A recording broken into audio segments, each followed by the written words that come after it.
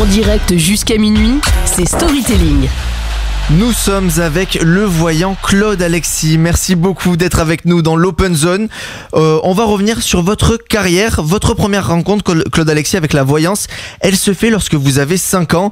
Vous prédisez le décès de votre voisine qui se produit quelques jours plus tard. Est-ce que vous vous êtes senti coupable de cette disparition ? Bonsoir à tous. Non, pas du tout coupable de cette disparition. Malheureusement, moi, j'avais prédit, entre guillemets, dit à l'époque, puisque le mot prédiction, je ne connaissais pas ce que ça voulait dire. Et j'avais simplement dit à ma maman qu'elle ne se réveillerait pas. Donc, le lendemain matin, effectivement, ils l'ont retrouvée décédée dans son lit. Mais pour moi, ça restait un dialogue d'enfant, tout simplement. Et est-ce que cette prédiction, elle a un peu façonné votre vie ? Est-ce que vous aviez senti que vous aviez un don pour la voyance ou pas du tout ? Je vous entends très mal. Est-ce que cette prédiction, elle a façonné votre vie ? Est-ce qu'à ce moment-là, vous saviez que vous aviez un don pour la voyance ou pas du tout ? C'était juste une prédiction d'enfant ? Ah non, pour moi, c'était une prédiction d'enfant. Et pour moi, si vous voulez, même s'il m'arrivait de ressentir d'autres événements derrière, il est évident que pour moi, c'était vraiment à la portée de tout le monde et que chacun pouvait annoncer des choses comme moi, je pouvais le faire. Et c'est vrai que ça m'a un petit peu déstabilisé vers l'âge de mon adolescence parce que je ne comprenais pas pourquoi moi, j'arrivais à ressentir certaines choses. Et que d'autres, si vous voulez, me disaient non, et j'avais vraiment l'impression d'être fou, vraiment. Donc, mais je suis un peu, quand même, je reconnais. donc Claude Alexis, au départ, ce don, il vous a plus effrayé qu'il vous a donné envie de prévenir l'avenir? Ah non, pas du tout. On m'a vraiment poussé à m'installer. Moi, vous savez, vous avez des gens qui choisissent de devenir voyants parce que c'est la facilité, parce qu'il n'y a pas de diplôme, il n'y a pas d'école, il n'y a rien de tout ça. Et vous en avez d'autres, si vous voulez, qui sont poussés à le faire. Et on m'a vraiment poussé à le faire. Sinon, de moi-même, très honnêtement, j'avais un métier. J'étais très heureux dans ce que je faisais. Je voyageais énormément. Et de ce fait, si vous voulez, je ne me voyais pas derrière un bureau. Si vous voulez, pour moi, l'image de la voyance, c'était la boule de cristal, enfin, vous voyez, les chouettes, les corbeaux, en fait, tout ce qu'on veut, quoi. Alors que pour moi, c'était pas du tout mon style. Et voilà, je suis quand même quelqu'un, malgré que je puisse faire de la voyance, je suis quand même quelqu'un de très terre-à-terre et de très cartésien. On va revenir un peu en arrière. Vous décidez, vous l'avez dit, de faire de la voyance votre métier en commençant à donner des prédictions à des clientes du salon de coiffure où vous travaillez. Est-ce que dès vos premières consultations dans votre chambre de bonne parisienne, votre objectif c'était de quitter le milieu de la coiffure ? Non, j'avais pas vraiment envie de le quitter, puisque bon, mon rêve, si vous voulez, depuis tout bas, c'était de devenir un futur Jacques Desange avec lequel j'ai eu la chance de pouvoir travailler. C'est un monsieur extraordinaire. Et donc, de ce fait, le soir, la journée, je voyais des gens qui étaient pas bien. Je disais, bon, tiens, on se retrouve au coin du bar. Et puis, au final, je me suis retrouvé là où je vivais dans une chambre de bonne à prédire l'avenir. Et puis, ça a commencé comme ça, petit à petit. J'ai travaillé, puisque ça fait 38 ans que j'exerce aujourd'hui. Vous n'étiez tous pas nés encore, vous étiez loin de ça dans les étoiles. Et ça fait 38 ans aujourd'hui, et j'ai accepté de faire seulement, j'ai travaillé pratiquement pendant 20 ans uniquement de bouche à oreille. Je voulais pas faire des médias, j'en avais très peur. Et même si ça n'a pas l'air, mais j'étais quelqu'un de très timide également. Donc pour moi, et puis aller faire de la voyance sur des plateaux, sur des radios, ça me paraissait complètement invraisemblable. Vous avez quand même fini par le faire et il y a 7 ans, vous décidez de lancer votre propre site internet. Vous y faites des émissions, notamment sur votre chaîne claudealexis.tv, et il y a votre chat Tam Tam qui fait des apparitions parfois sur le plateau de temps en temps. Si vous laissez votre chat se déplacer à sa guise sur le plateau, est-ce que c'est pour recréer cette ambiance de consultation pour les gens qui vous appellent en direct ? Oui, bien sûr. Tam Tam, c'est le boss de la chaîne. Hein, voilà, c'est le boss de la chaîne. Mais oui, on fait ces émissions sur Claude Alexis TV, donc tous les jours, du lundi au vendredi, de 21h jusqu'à 22h30. Et voilà, c'était un plaisir en tout cas de répondre aux téléspectateurs, à savoir que l'appel est quand même de 2,50 € l'appel, mais sans limitation de temps. Donc c'est pas 2,50 € la minute, que vous restiez 10 minutes avec un voyant ou un quart d'heure, c'est exactement le même tarif.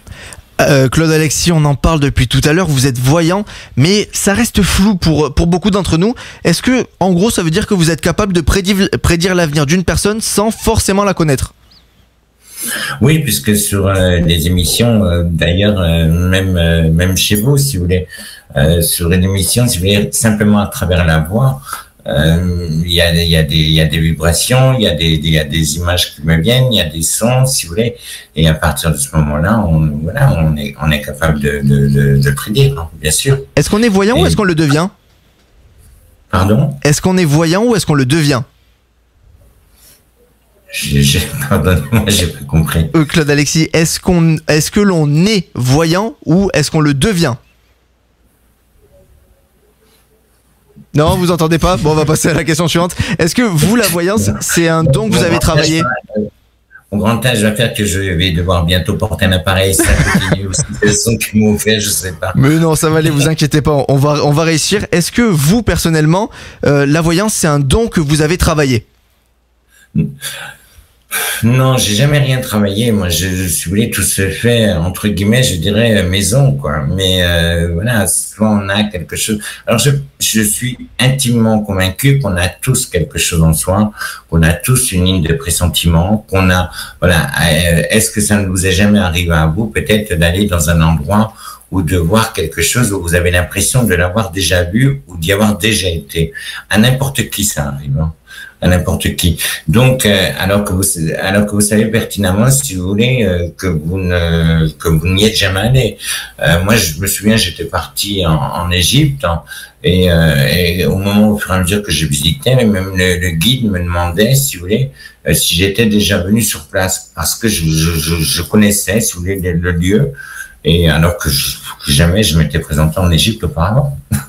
Claude Alexis. Mais je ne suis pas le frère de Nefertiti, hein, je vous rassure. Non, ben, on vous croise totalement. Claude Alexis, est-ce qu'il y a une prédiction que vous avez faite et qui s'est avérée juste, dont vous êtes particulièrement fier, une plus que les autres? Alors, les prédictions que j'ai pu faire, c'est pas des prédictions, si vous voulez, mondiales ou nationales. Pour moi, les plus belles prédictions que j'ai pu faire, si vous voulez, c'était à des anonymes. Hein. Parce que quand on a, c'est vrai que j'ai de la chance de pouvoir avoir une clientèle très large, hein, et de tout milieu sociaux. Et c'est vrai que quand vous voyez une personne, si vous voulez, qui fait partie, tout comme moi, si vous voulez, des petites gens, et que vous lui révélez certaines choses et dont elle dont elle ne le sait même pas, si vous voulez, et que les choses se réalisent pour elle et que sa vie commence à changer. Là, oui, je suis heureux de mon travail. Après, quand on a un artiste, si vous voulez, ou un comédien, lui dire vous allez faire un film, vous allez faire un album, on lui apprend rien. Hein. Oui, c'est un peu basique, je vois totalement ce que vous voulez dire. Alors là, on va pas forcément parler de personnes, on va parler plus globalement. Votre métier, c'est prédire l'avenir. Alors dites-moi, Claude Alexis, qui d'Emmanuel Macron ou de Marine Le Pen va remporter le second tour de l'élection? Alors, depuis le mois de septembre, je le dis parce que il y a un livre qui a été fait en mai 2021 et qui est sorti en fin août, début septembre 2021, donc aux éditions Exergue. Et depuis le début, je dis que c'est Emmanuel Macron, si vous voulez, avec Marine Le Pen. Ce sera très serré, mais pour moi, ce sera Emmanuel Macron, en tous les cas, qui sera de nouveau élu. C'est vrai que cette élection ne sera pas simple au deuxième tour, parce que derrière, si vous voulez, il va en découler énormément de choses, entre les manifestations, entre les contre, les uns, les autres. Mais après, bon, je trouve que cette élection, si vous voulez, est un peu gâchée, car quand on voit tout ce qui se passe, si vous voulez, dans les pays du monde entier, les guerres, la Russie, le Mali, la Libye, et que les gens, si vous voulez, se chamaillent pour si peu au niveau d'une élection, je pense qu'on devrait quand même un petit peu plus réfléchir et puis d'être un petit peu plus intelligent Le problème, si vous voulez, c'est qu'on ne travaille pas sur une élection présidentielle au niveau de notre pays. On travaille, si vous voulez, sur deux personnages. Et les gens ont oublié, si vous voulez, complètement de ce que l'un ou l'autre était capable de faire.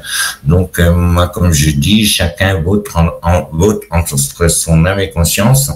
Et puis voilà. Et puis, on respectera en tous les cas le scrutin. Donc, après, quand on peut voir, vous pouvez le constater également vous-même sur les réseaux sociaux, toutes les injures, les insultes, si vous voulez, sur les candidats. Mais je trouve ça monstrueux parce que bon, avant tout, ce sont des hommes et des femmes.